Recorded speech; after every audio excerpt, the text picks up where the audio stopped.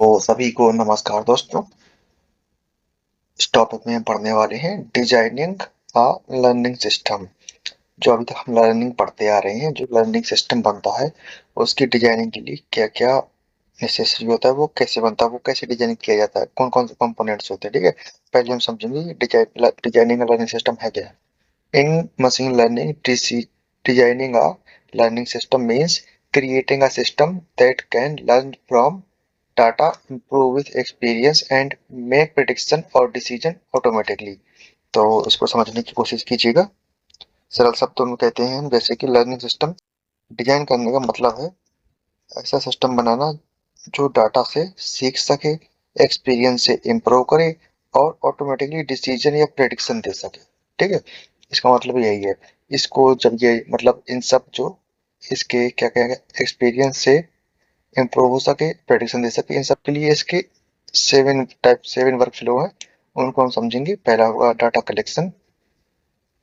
इसका जो data collection है, इसका ऑब्जेक्टिव होता है gathering the raw material required to solve a specific problem. सबसे पहला स्टेप जो डाटा कलेक्शन, इसमें ये होगा कि इसमें हम रॉ डाटा कलेक्ट करते हैं और जो सिस्टम के लिए फीड का काम करता है।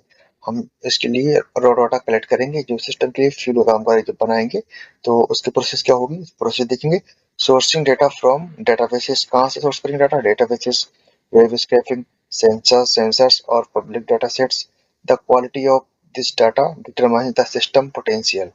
इसका मतलब समझिएगा, जो हमारे डाटा की जो क्वालिटी होगी वो सिस्टम को मतलब हमारा सिस्टम किस टाइप का बनेगा इस पे डिपेंड करेगी पूरी तरह से। जितना अच्छा डाटा होगा उतना अच्छा मॉडल बनेगा। ठीक है, डाटा सोर्स ये हो सकते हैं, इनको भी याद कर लीजिएगा अच्छे से। Data databases, web scraping, sensors. ठीक है, एंड जो सेकंड नंबर का है, सेकंड में क्या करते हैं, डेटा प्रिपरेशन। डेटा प्रिपरेशन क्या होगा, इसका ऑब्जेक्टिव होगा cleaning the raw data, ensure accuracy and consistency. जो हमारा रॉ डेटा होगा उसको क्लीनिंग करेंगे। ये मेंटेन करने के लिए इसे क्या मेंटेन होगा, हमारा एक्यूरेसी एंड कंसिस्टेंसी। ठीक है, इसमें हम डाटा को क्लीन करते हैं ताकि वह एक्यूरेट और कंसिस्टेंट रहे। इसमें हमारा क्या क्या शामिल है, प्रोसेस क्या प्रोसेस होगा, handling missing values, removing noise, random errors and deleting duplicate records to prevent bias. ठीक है, मिसिंग वैल्यू को हैंडल करना, एरर हटाना, डुप्लीकेट डाटा रिमूव करना और डाटा को क्लीन करना। जितना डाटा क्लीन होगा, मतलब ये डाटा क्लीन करना यही होता है, जितना डाटा क्लीन होगा उतना बेटर रिजल्ट हम पाएंगे सिस्टम। ठीक है, एंड तीसरा फर्क होगा डेटा wrangling। इसमें क्या होगा, इसका ऑब्जेक्टिव होगा transforming clean data into a format that a machine can process. इसमें हम डाटा को मशीन के समझने लायक फॉर्मेट में कन्वर्ट करते हैं। डाटा कई फॉर्मेट में होगा, उसको हम उस फॉर्मेट में कन्वर्ट करेंगे जो हमारी मशीन एक्चुअल में समझती है। ठीक है, इसका प्रोसेस जैसे कि होगा converting non numerical data like text और इमेज इनटू न्यूमेरिकल वेक्टर्स और matrix that algorithm can understand. ठीक है, जैसे कि टेक्स्ट को नंबर्स में, इमेज को न्यूमेरिकल डेटा में, क्योंकि जो मशीन होगी वो तो केवल नंबर से समझती है। ठीक है, इसलिए हम इसको कन्वर्ट करेंगे, मतलब फॉर्मेट करेंगे जो हमारा डेटा है उसको मशीन रीडेबल फॉर्मेट में। एंड फोर्थ भी आएगा एक्सप्लोरेटरी डेटा एनालिसिस। ठीक है, इसमें हम देखते हैं, इसमें डेटा को एनालाइज करते हैं। जैसे कि ऑब्जेक्टिव इसका ये होगा analysing data to understand its underlying structure and patterns. इसमें हम डाटा को एनालाइज करते हैं ताकि पैटर्न्स और रिलेशनशिप समझ सके। इसको डाटा को एनालाइज करेंगे, जो हमारे डाटा का जो रिलेशन होगा एंड जो रिलेशनशिप होंगे एंड जो पैटर्न बनेंगे उनको समझ सके, अच्छे से एनालिसिस करते हैं। इसका प्रोसेस क्या होगा, using statistical tools to find correlations and trends. This helps identify which feature are most important for the model to focus on। इसमें ग्राफ, चार्ट्स एंड स्टैटिस्टिक्स का यूज करते हैं। इसमें हमें पता चलता है कि कौन सा फीचर इंपॉर्टेंट है। ठीक है, कैसे पता चलेगा, इसमें ग्राफ, चार्ट्स एंड स्टैटिस्टिक्स का एनालिसिस करने के बाद। इन सब के बाद हमारा जो आता है training the model. Fifth number में ट्रेनिंग द मॉडल।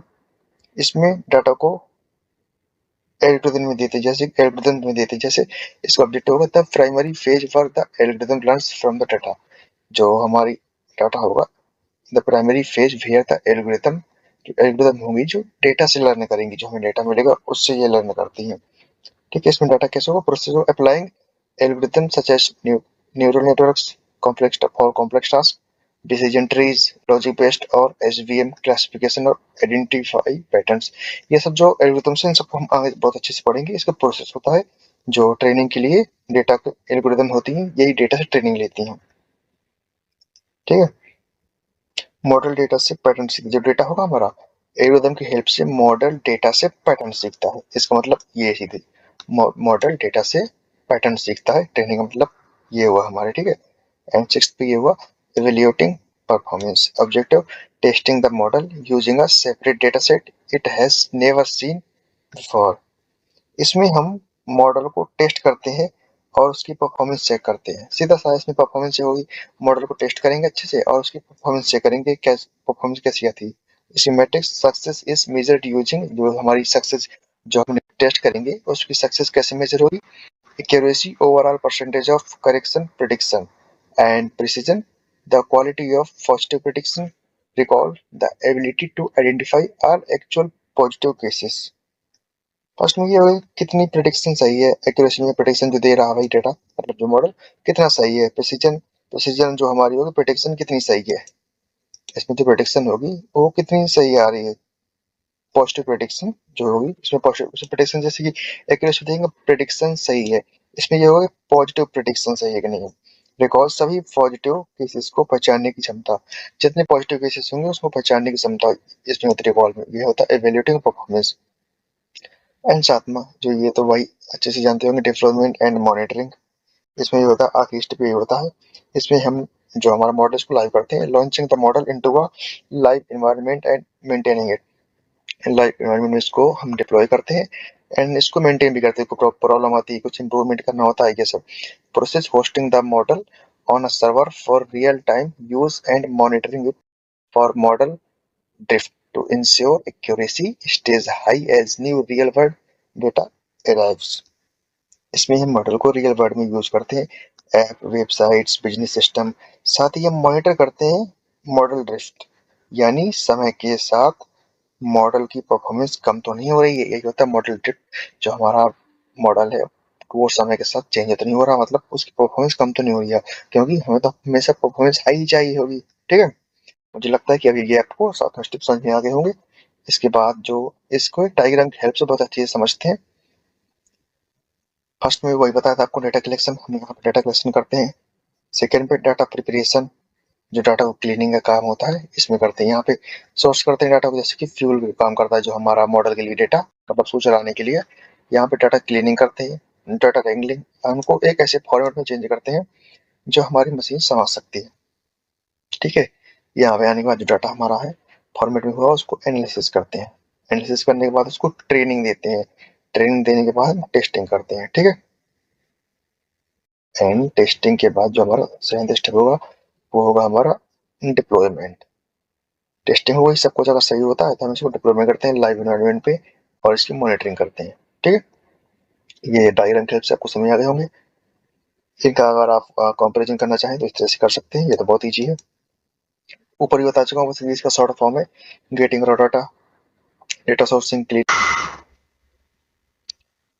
ये चेंजिंग रेंगलिंग में हम चेंजिंग फॉर्मेट्स करते हैं, डाटा ट्रांसफॉर्मेशन जो होता है, एनालिसिस में फाइंडिंग ट्रेंड्स करते हैं, मतलब जो एनालाइज करते हैं सबको, ग्राफ चार्ट जो हमारे होते हैं, ट्रेनिंग में लॉजिक लर्निंग करता है डाटा जो हमारा मॉडल होता है, टेस्टिंग चेक करते हैं, डिप्लॉयमेंट में हम लाइव जाते हैं। ये उसका जो होता है शॉर्ट प्रीव्यू है जो हमने बताया अभी तक। इसके कंक्लूजन में हम छोटी सी देखेंगे, designing a learning system is an interactive cycle, not a one-time task. If the evaluation metrics are low, the designer must return the preparation or training stage to refine the logic until the system meets professional standards। Learning system design करना एक बार का काम नहीं है, बल्कि एक continuous cycle है। एक बार में नहीं काम करता, मतलब ये नहीं कि हमने बना दिया बस हो गया, नहीं, कॉन्टिन्यूस लर्न करता है जो लर्निंग सिस्टम होता है। इसका मतलब है कि अगर मॉडल की परफॉर्मेंस अच्छी नहीं है, यानी एवोल्यूशन मैट्रिक्स जैसे एक्यूरेसी, प्रिसिशन और रिकॉल कम दे रहा है मॉडल हमारा, तो हम प्रोसेस को वापस रिवाइज करना पड़ता है। हम फिर से डाटा प्रिपरेशन इंप्रूव करते हैं या ट्रेनिंग प्रोसेस को बेटर बनाते हैं या साइकिल तब तक चलता रहता है जब तक हमारा सिस्टम प्रोफेशनल लेवल की परफॉर्मेंस अचीव नहीं कर लेता। ठीक है, जो हमारे स्टैंडर्ड्स हैं उनको अचीव नहीं कर लेता, तब तक हम उसको ट्रेनिंग मतलब वो सब सारी स्टेप्स हैं रिवाइज करते हैं। ठीक, आई होप मुझे लगता है ये सारा कुछ आपको समझ में आ गया होगा। ठीक है, अगर अच्छा लगा हो तो चैनल सब्सक्राइब जरूर कर लेना। Thank you.